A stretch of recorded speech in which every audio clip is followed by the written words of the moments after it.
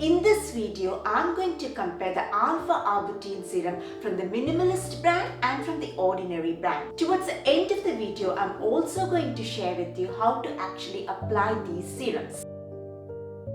For Alpha Arbutin to work well on our skin, 2% is the optimal amount. Both the brands, the Minimalist and the Ordinary, have 2% Alpha Arbutin, so they both get a tick in that area. Both the brands have sodium hyaluronate. Sodium hyaluronate is a humectant. It's going to add some hydration to our skin. Both the brands also have a small amount of lactic acid, so it's going to exfoliate a little bit gently on the skin. It could also be there to balance the pH. pH measures the acidity or the alkalinity of a product. Just bear in mind that the amount of lactic acid used is very small. So the primary benefit of lactic acid in this product could actually be to enable the penetration of that Alpha Arbutin a bit deeper into the skin. I do want to stress here that though I have mentioned sodium hyaluronate and lactic acid, the primary benefit of this product comes from Alpha Arbutin and not from lactic acid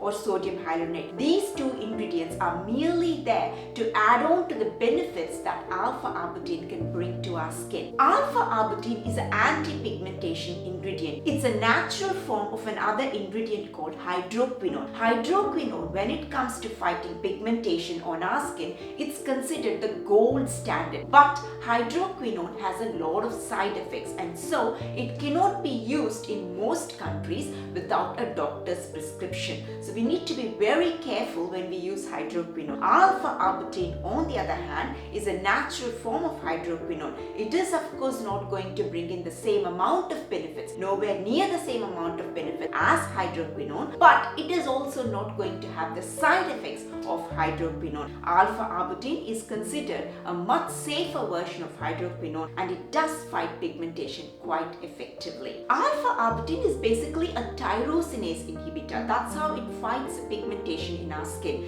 Tyrosinase is an enzyme which sometimes can get hyper, and when it gets hyper, that's what results in an additional amount of melanin production. More melanin production in our skin means pigmentation, dark spots, dark patches on our skin. Alpha Arbutin controls the tyrosinase. It reduces the hyperactivity of this enzyme tyrosinase and thus reduces the excess amount of melanin production, which means less or no dark patches, dark spots, and that pigmentation on our skin. Now let me actually talk about the differences between these two brands, because they seem to be quite similar, but the main difference comes in two ingredients that the Minimalist brand has. Minimalist brand has an ingredient called ferulic acid.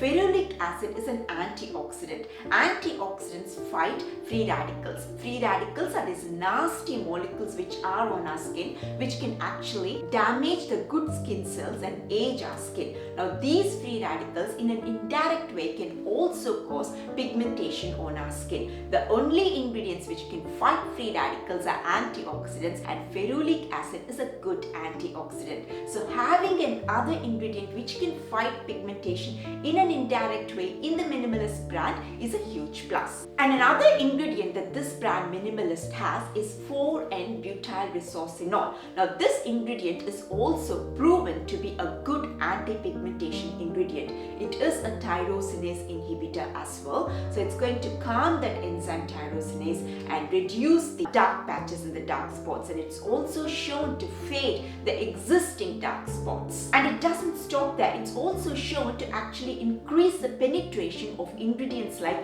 Alpha Arbutin into our skin. So because of these two ingredients in the Minimalist brand, I would have to go with the Minimalist brand. The Ordinary is also a very good product, but when it's compared to the Minimalist, because of these two additional ingredients in the Minimalist would win for me. To use this product, you can either use it in the morning time or the night time. Cleanse your face well and then apply the serum. Let it sit on your skin for a few seconds, maybe 30 seconds to a minute, and then apply a good moisturizer. Just make sure that your moisturizer doesn't have any fragrance in it. And finally, never forget that the most easiest and the best way to prevent pigmentation on our skin is to use sunscreen regularly, every day at regular intervals. That's about it. I hope you enjoyed this video. If you did, please give me a like and do subscribe to my channel. That will really help me a lot, and I will see you in my next video. Bye for now.